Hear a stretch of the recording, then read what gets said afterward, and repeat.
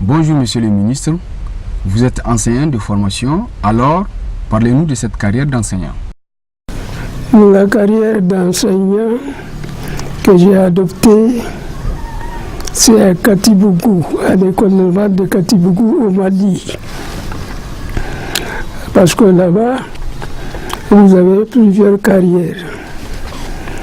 Vous avez l'agriculture, la formation d'agriculteur, vous avez la formation d'enseignant, vous avez la formation des agents des eaux et forêts.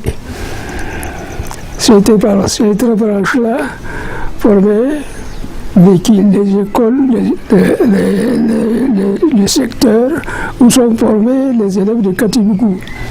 J'étais parmi les enseignants, élèves enseignants. Dès la première année, vous commencez l'enseignement théorique. Deuxième année, vous faites l'enseignement pratique en pratiquant l'école, l'enseignant à l'école annexe qui était à Koulikoro, à 5 km de Katibougou. À ma sortie de l'école normale de Katibougou, j'ai commencé d'abord l'enseignement. J'ai été affecté à l'école de Dogondouchi. Alors, je n'ai pas encore commencé l'école quand on m'a appelé à Niamey pour m'incorporer dans l'armée. C'était la période coloniale. Il se trouve qu'à l'époque, à Dogondouchi, l'administrateur français que j'ai trouvé avait servi à Tessawa. Alors, pendant que j'étais élève, nous avons fait des tournées de recensement avec lui dans le département. Il m'a appelé dans son bureau pour me dire « Vous allez être incorporé dans l'armée, est-ce que ça vous intéresse ?» J'ai dit « Si c'est nécessaire, je peux y aller. » Il m'a dit « Je vais vous garder d'abord jusqu'au moment où la commission de recrutement passera à Dogondouchi. Je verrai le commandant de la commission, un militaire, pour exonérer ou bien lui donner la caution. » Je lui ai dit « Bon, je suis d'accord. » Il m'a dit de retourner à l'école. Il y a une semaine après, je n'étais pas parti à Niamey. C'est à ce moment qu'il m'a convoqué. Il m'a présenté un télégramme du gouverneur qui demande si c'est moi qui refuse de me présenter à lui ou bien c'est lui qui m'empêche d'y aller. Si c'est l'un ou l'autre qui sera sanctionné. Il m'a présenté le télégramme. Je lui ai dit, puisqu'elle en est ainsi, laissez-moi partir. Je suis effectivement parti à Niamey et j'ai été convoqué à la compagnie. J'ai trouvé à la compagnie mes camarades qui étaient déjà incorporés. Tous les camarades de ma promotion, ils étaient déjà habillés. Ils m'ont dit que nous l'attendions quand on arrivait pour partir. J'ai été au bureau de la compagnie. On m'a donné un cahier de visite. Je suis parti à l'infirmerie de garnison au bord du fleuve de Gers. Et là, j'ai trouvé Harukuka qui était déjà engagé, mais lui, il n'a pas fait la formation. Il a été directement engagé comme sergent infirmier. Je lui ai dit à Haru, c'est que tu ne veux pas m'examiner dès maintenant. Il dit non. Même si je dis de t'exempter, le commandant, le capitaine commandant de l'infirmerie va demander à me voir. Il dit il faut attendre, il viendra. Le commandant est venu, on s'est levé au l'assemblée, Je me suis présenté, plutôt il a vu les cahiers, il a demandé à me voir. Je me suis présenté, j'ai commencé à me déshabiller pour m'examiner. Il dit non, c'est pas la peine. Où est les cahiers? Il a marqué apte. J'ai rejoint mes camarades qui étaient déjà habillés. Tous, nous avons été envoyés à Parakou, au Bénin, pour faire la formation militaire. C'est là à Parakou que notre groupe, avec des Européens, des Européens de deuxième classe, c'est ensemble que nous avons fait la formation. Pendant au moins 6 mois. Après les 6 mois, on m'a envoyé au bataillon autonome du Bénin Nord, à Kandi, avec mon camarade Jadou Aboubakar de Terra. C'est là qu'on a été envoyé pour la formation des illettrés. C'est là que nous avons continué la formation jusqu'à la libération. À notre libération, et nous avons dit s'il y a parmi nous des gens qui veulent continuer la carrière militaire, nous avons tous refusé. Tous voulaient retourner dans la fonction, dans l'administration. Après l'armée, je ne suis pas retourné à Dogonouchou. Après l'armée, j'ai été affecté à Difa.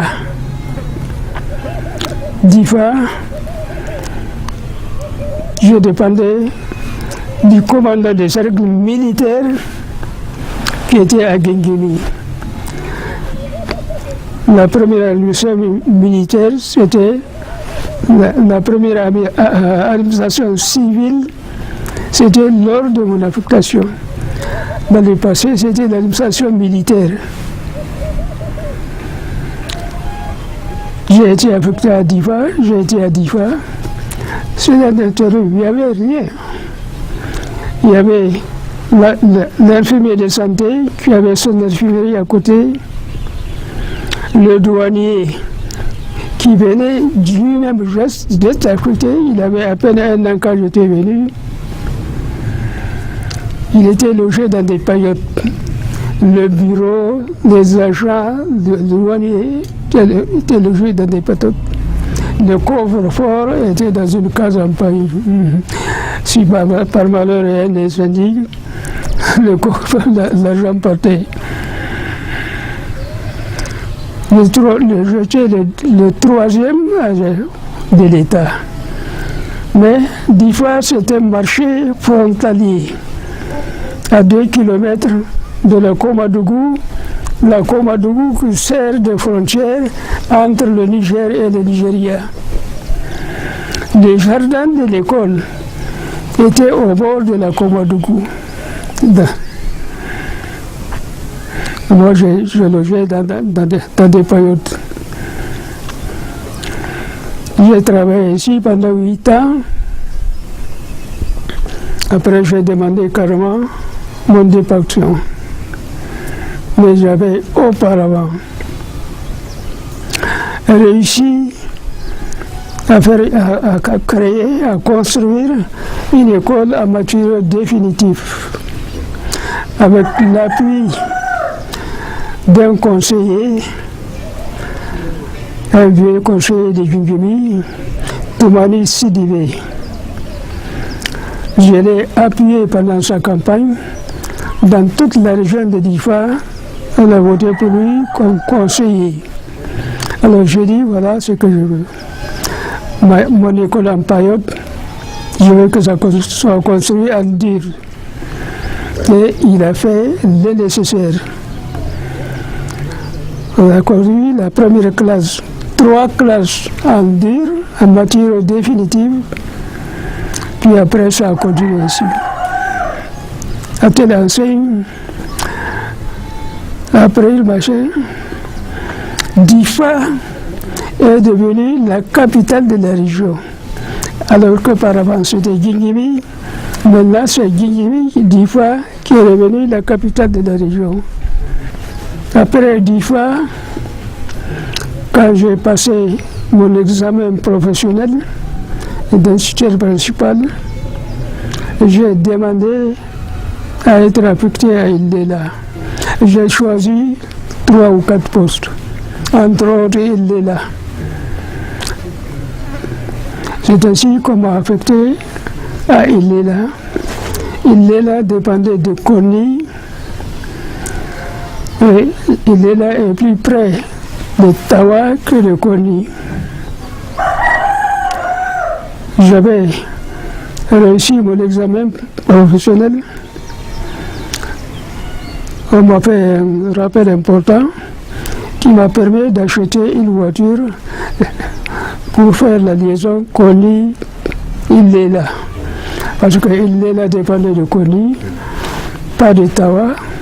C'est là que j'ai rencontré le président actuel. Monsieur le ministre, vous avez joué un rôle déterminant au moment du recrutement du président de la République, Elhaji Issoufou Mahamadou, à l'école. Expliquez-nous un peu comment ça s'est passé. J'étais directeur d'école, il y avait un recrutement à faire. J'ai demandé au chef de canton de me faire envoyer au chef de quartier d'envoyer des jeunes gens pour le recrutement scolaire. Parmi ces jeunes gens, il y avait Issoufou. Il n'est pas d'Ille-et-Lavelle.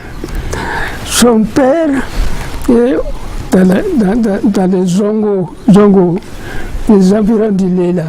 C'est un éleveur. C'est l'éleveur d'un commerçant d'Ille-et-La. Il habite dans la région. Il a envoyé, on l'a envoyé, j'ai chargé un de mes adjoints de procéder au recrutement des élèves. Je lui ai montré la procédure, les tests qu'on faisait aux enfants, les tests auditifs, les tests intellectuels, les tests visuels, ainsi de suite. Il a fait son recrutement, mon adjoint, c'était Falquet, un originaire de l'Éla. Quand il a fini son recrutement, il est venu me rendre compte. Je suis allé, j'ai vu les gens recrutés, les gens renvoyés. Je l'ai vu, un petit très intelligent ici, avec des yeux vicieux. Je l'ai mis, il l'avait renvoyé. Je l'ai mis parmi les élèves qu'il fallait recruter. Et c'est de là que j'ai battu. Il est petit, avec des yeux brillants. J'ai dit que celui-ci doit être intelligent. Les mêmes Issoufou. Maintenant, il le rappelle. Chaque fois qu'il tient une réunion dans la région, il le dit. C'est tout ce que j'ai fait pour lui. Je n'ai pas augmenté le machin, je ne l'ai pas entretenu le machin. Mais seulement, je l'ai inscrit parmi les élèves à recruter. Et quand il était venu ici, on était assis ensemble ici. Il était d'abord ici, ensuite il est parti, c'est le chef de canton. Et le véhicule là, c'est lui qui me l'a donné. Monsieur le ministre de l'Enseignement, vous avez embrassé une carrière d'homme politique. Quelles sont les raisons qui vous ont poussé à faire de la politique? J'étais à Ildela. Quand on a commencé la politique, il s'est trouvé qu'à l'époque, ici, dans l'arrondissement de Meilly, j'étais le seul qui a été jusqu'à l'école normale. Parce que tous les autres, certains de Maradi, ils ont fini l'école. Ici même, dans le canton de Meilly, j'ai mes cousins, ils ont fait le cours moyen à Maradi. Après le cours moyen, il a été nulle part. Un peu partout dans le département, c'était un peu cela. À Tessawa, il y avait Mahmoud Maïda, lui, il a été jusqu'à l'école normale, et quelques-uns d'autres. C'est ce qui fait que j'étais en principe presque contraint d'être candidat pour la députation. C'est ainsi que j'ai été élu député de la région de Tessawa. J'étais élu député dans la région, dans la circonscription de Tessawa. Mahmoud Maïda aussi, député de la circonscription de Tessawa. On était ensemble, tous les deux, députés à l'Assemblée nationale. Monsieur le ministre, à l'époque, l'Assemblée nationale avait-elle la possibilité de faire des propositions de loi ou bien tous les projets de loi provenaient du gouvernement? Les projets de loi, ils étaient à l'initiative du gouvernement. C'est le gouvernement qui dirigeait, qui préparait les projets de loi, qui les soumettait à l'Assemblée nationale. L'Assemblée nationale n'était pas assez mûre pour former des projets de loi et les présenter. Mais ils avaient la possibilité de préparer des projets de loi et les présenter à l'Assemblée nationale et au gouvernement. À l'époque, moi j'étais désigné comme membre Niger à l'Assemblée générale des Nations Unies. Si bien, il y a des députés, les projets de loi étaient souvent adoptés ou examinés à mon absence. J'allais aux Nations Unies chaque année pendant au moins 3 mois. Ensuite, je revenais. Il y a une délégation du Niger qui partait aux Nations Unies. J'étais membre de cette délégation. À l'Assemblée nationale, il y avait des groupes. Il y a le groupe du RDA, il y a le groupe du Sawaba. Mais les Sawaba étaient minoritaires. Si bien qu'aux élections des présidents, c'est le président Djori qui a été élu comme président. Monsieur le ministre, vous avez été pendant 9 ans ministre de la Première République. Quelle appréciation faites-vous des différents ministères que vous avez occupés? Après l'Assemblée nationale, j'ai d'abord été ministre de l'Information, de la Jeunesse et des Sports.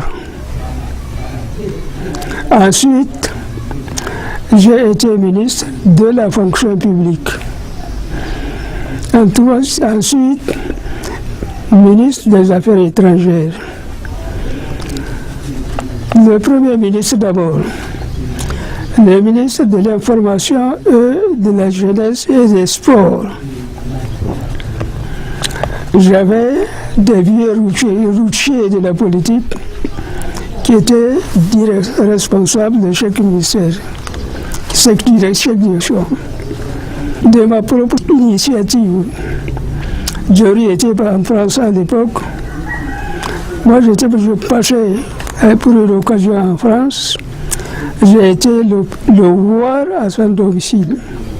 Il a une résidence, un bureau. Je lui ai dit,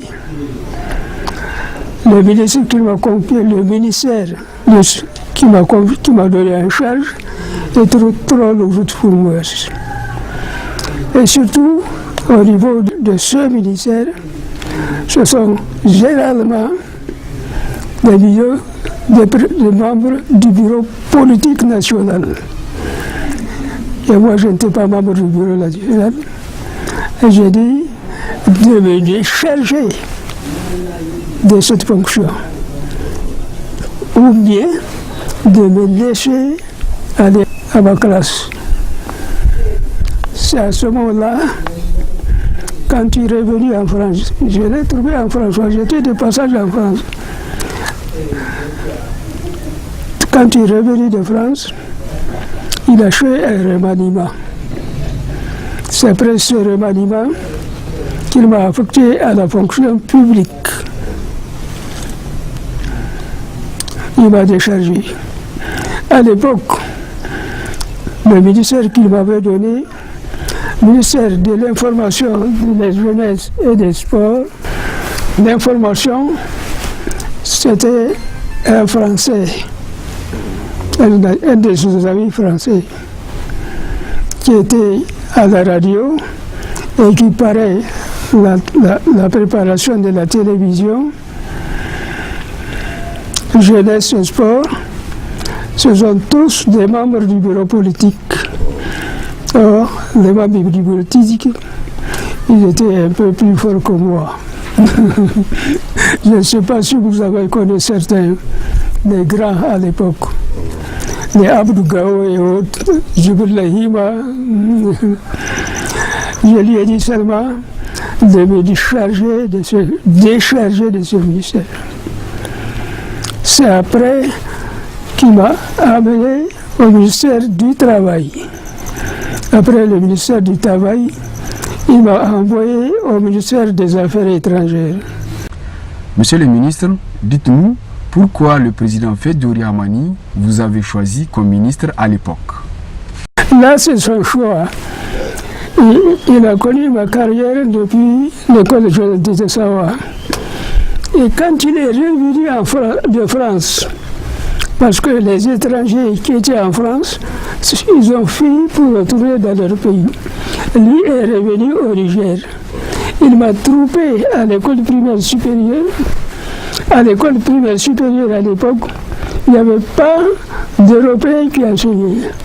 Tous étaient partis en France, sauf ceux qui étaient d'un certain âge, qui restaient. Si bien que ce sont des enseignants des écoles normales qui enseignaient, ou qui ont fait un peu plus, qui ont enseigné à l'école primaire supérieure pendant cette guerre-là, avant que la guerre cesse et que les Européens reviennent pour enseigner à Niamey. Jory nous a enseigné. Il m'a enseigné à l'école primaire de Maradi, il m'a enseigné à l'école supérieure de Niamey, avec Ganda Djibo, je ne sais pas si vous le connaissez, lui aussi il nous a enseigné. Les enseignants européens, ce sont des vieux qui ne pouvaient pas aller dans l'armée, qui étaient envoyés à la colonie pour enseigner. Effectivement, aux élections, la majorité des députés étaient du RDA, Rassemblement démocratique africain. C'est à l'époque où il a été créé. Et moi-même, quand je partais à l'école de Katibougou, le congrès RDA s'était tenu à Bamako. J'allais partir à l'école normale. Le congrès s'était tenu à Bamako avec les Sékou Touré et autres qui étaient les grands. Je suis resté à Bamako jusqu'à la fin du congrès et j'ai assisté au congrès. C'est après le congrès que j'ai continué à l'école normale. C'était parce que à l'époque, le parti RDA était le grand parti de l'Afrique occidentale. Ces pays-là étaient tous du RDA, avec les Sékou Touré à la tête. Sékou Touré qui fut le président de la Guinée. Monsieur le ministre, que retenez-vous du président de la République Fedori Hamani et du président de l'Assemblée nationale de l'époque, Boubou Hama? C'est les deux personnalités de la République du Niger. D'abord Boubou Hama, qui était président de l'Assemblée nationale. Ensuite Jory, qui était président de l'Assemblée de la République. Les deux travaillaient ensemble. Même la préparation des lois, il faisait partie, de Boubou Hama, il faisait partie de la préparation des lois. Parce que Boubou Hama, c'est un personnage très important dans la République du Niger. Ensemble, ils travaillent d'ailleurs pour préparer toutes les lois. Toutes les lois. Ils avaient des conseillers qui les aidaient à préparer ces lois. On ne pouvait pas les séparer séparément et que chacun travaille dans son pays. Non, ils sont tous membres du bureau politique. Donc, tout ce qu'ils faisaient, c'est ensemble qu'ils le faisaient. Toutes les lois que proposait Djori Amadi, et avec l'agrément du président Boubou aussi. Et Djori, je l'ai connu depuis l'école primaire, l'école régionale de Maradi.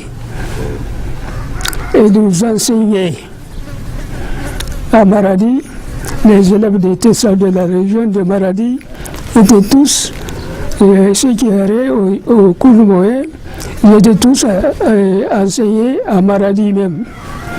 C'était de Maradi, quand ils nous enseignaient, c'est là, de Maradi, qu'il était appelé à enseigner à l'école coloniale, l'école de la France d'Outre-mer. Il est parti, c'est de Maradi qu'il est parti en France pour enseigner à l'école de la France d'Outre-mer, l'école des administrateurs français qui apprenaient les langues, les différentes langues de la région. C'est comme les pisteurs américains, et ils faisaient ces enseignants à l'île Vierge. C'est là qu'on les formait, tous les piscors qui venaient ici, c'est là-bas qu'on les formait pour venir travailler dans les zones où ils ont appris la langue. Djori était à l'école coloniale quand la guerre 39-45 a éclaté. La France était envahie par les Allemands. Les Africains, comme les autres qui étaient en France, ils ont fui pour retourner dans leur pays. C'est de là-bas que Djori a fui pour retourner au Niger. Au Niger, quand il arrivait, il a pris sa fonction d'enseignant. Heureusement qu'au moment où il a enseigné à Niamey, nous aussi, nous avions le certificat d'études, nous étions arrivés à Niamey, à l'école primaire supérieure de Niamey. C'est la deuxième fois que j'ai connu Djori. Je l'ai connu au cours de Maradi et il me retrouve à l'école primaire supérieure de Niamey en première année. Et il nous a enseigné jusqu'en troisième année. Monsieur le ministre, que retenez-vous du régime de cette première république? Il faut reconnaître que la première république, elle a installé le Niger. C'est elle qui a installé toutes les institutions de la République. D'abord au niveau du gouvernement, au niveau de tous les services administratifs, techniques et administratifs, c'est la première République qui les a installés. Les autres sont venus parler dessus. Peut-être que certains ont amené des arrangements dans tel ou tel secteur de tel parti. Ce serait avec l'assentiment de ces personnes-là. Après le changement du régime, vous êtes revenu vous installer au Bercail. Dites-nous, monsieur le ministre, quel genre d'activité vous avez eu à mener depuis que vous êtes là? Avec le changement de régime, quand je suis arrivé à la retraite, je suis venu dans mon pays natal pour m'installer. Je n'étais pas député, ni conseiller, j'étais seulement simple Nigérien, 5 fonctionnaires retraités. J'avais habité dans la région, dans le petit village qui est à côté du chef de canton, que j'ai aménagé par la suite. Par la suite, j'ai construit ce machin, j'ai pris ce terrain et j'ai construit ce matin-là pour habiter ici. Depuis lors, je me suis installé ici avec ma famille et il fallait trouver une activité. Quelle activité pouvais-je remplir? Mon père a travaillé beaucoup dans l'agriculture. Partout, lui, il a des champs. Amaria a des champs. Ici, il a des champs. Et en Brousse aussi, il a encouragé les gens à l'agriculture. Si bien que depuis que nous étions à l'école primaire de Tessawa, à l'école primaire élémentaire de Tessawa, il nous a habitués à travailler pendant l'hivernage.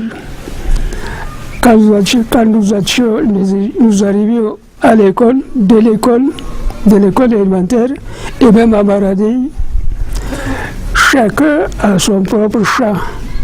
Mais il y a des champs collectifs. Mais depuis son départ, son successeur, le chef actuel, il a abandonné cet espace qui a été occupé par le village. Les champs de Guidel Sallaou, celui de Dambouzou, il a abandonné quoi. Et moi-même, j'étais obligé d'aller à Amaria, acheter des terrains ou cultiver. Je suis obligé d'aller au sud, dans Talouché, où j'ai un champ important. Ici à Béhi, j'ai un champ ici, sur la route de Guidalou, c'est un petit champ. C'est mes activités depuis que je suis revenu. L'agriculture, je fais l'agriculture, un peu d'élevage. Monsieur le ministre, vous avez eu à travailler aussi avec plusieurs administrateurs coloniaux. Quels souvenirs gardez-vous de ces derniers? J'ai travaillé avec un administrateur colonial, c'est celui de Gingemi, le premier. Lui, il venait me voir. Il venait me visiter mon école. C'est Debo Bossel. Lui aussi, il venait de finir l'armée. Comme moi aussi, je venais de finir l'armée. C'est lui c'est son père qui a traversé depuis Fort-Lamy. Ils ont fait la traversée du désert jusqu'à Tombouctou, jusqu'à Tobruk au Mali. La guerre avec les Allemands. Tobruk, on disait, les journalistes à l'époque disaient que Tobruk, c'est le tombeau des chars allemands. Là-bas, les Français ont détruit les chars allemands. Parce que les Allemands avaient débarqué jusqu'à Libye. Alors, ce commandant-là, le commandant de Sud que j'ai trouvé à Gingemi, Debo Bossel, c'est le fils du général Debo Bossel. Son père, c'est lui qui a attaqué Tobruk, qui a défendu Tobruk, qui a détruit les chars allemands.